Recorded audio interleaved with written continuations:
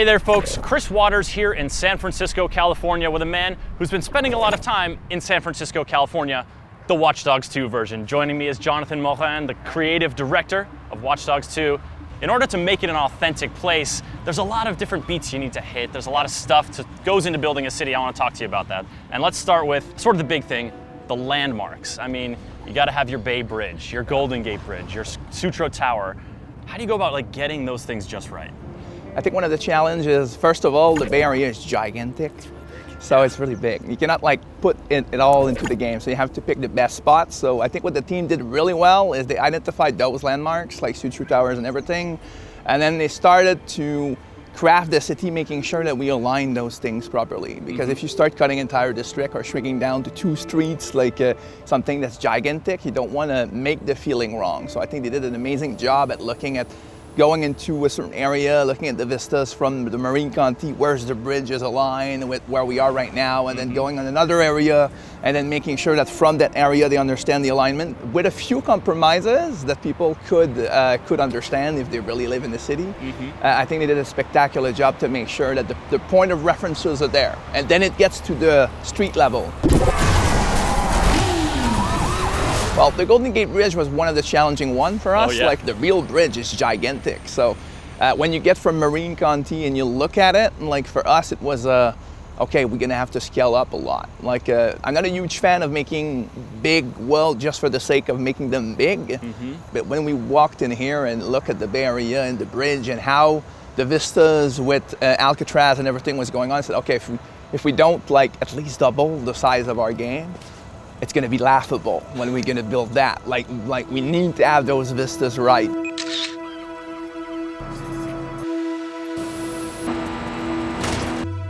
A neighborhood's feel isn't just the great view you have of Coy Tower, it's what kind of buildings are there, what kind of street size and traffic flow.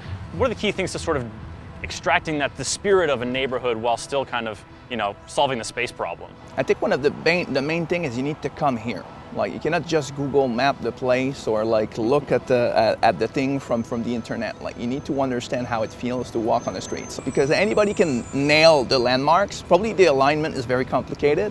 But once you've done that, then how can you, with those modifications, still keep the soul of every area? And that was very important to us.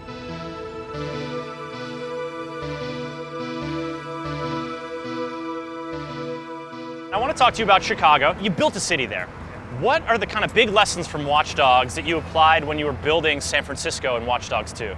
Spending more time with the people in the streets. We did interviews with people that lives in San Francisco. We talked a lot to people who were with us when we scout the areas to learn more about the vibes and the personal grudge that there's on certain people, even going to the hipsters and the techies and all of these things and the impact of gentrification and all of that stuff and hearing what people have to say about it and the different angles so we could better understand the vibes of it. So when you talk about the people, I mean, does that inform the stuff you see on their phones when you kind of take a peek or the conversations you overhear? How do those people in San Francisco and Watch Dogs 2 differ from the Chicagoans of Watch Dogs? Well, there's definitely into the kind of information you get into their profiler is definitely one thing, but it's the stuff they talk about. And in the second game, we wanted to go a bit more deep into the city.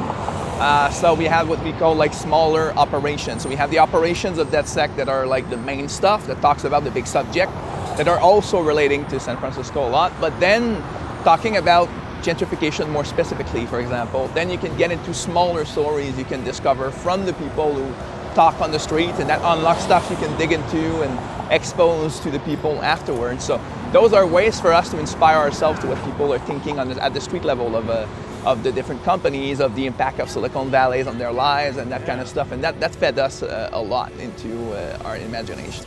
Bleep, beep, bloop.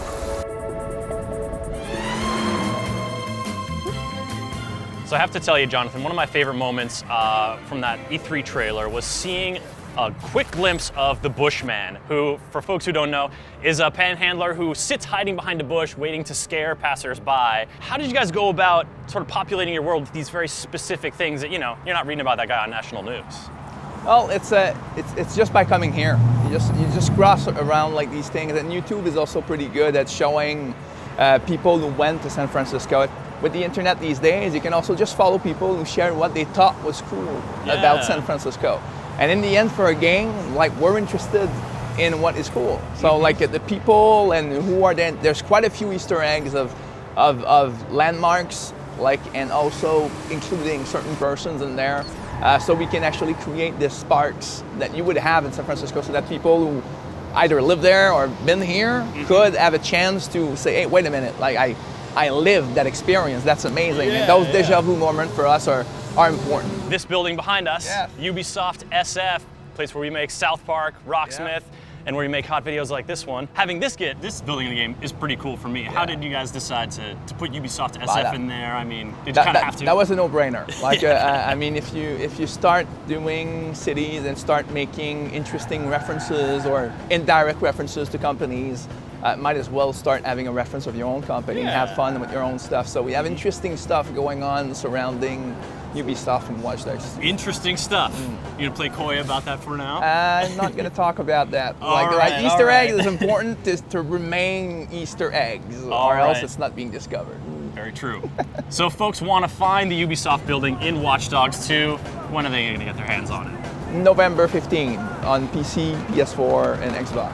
Jonathan, thanks so much for talking about San Francisco. Really looking forward to exploring the place, seeing my own workplace, and discovering what the virtual San Francisco has to offer.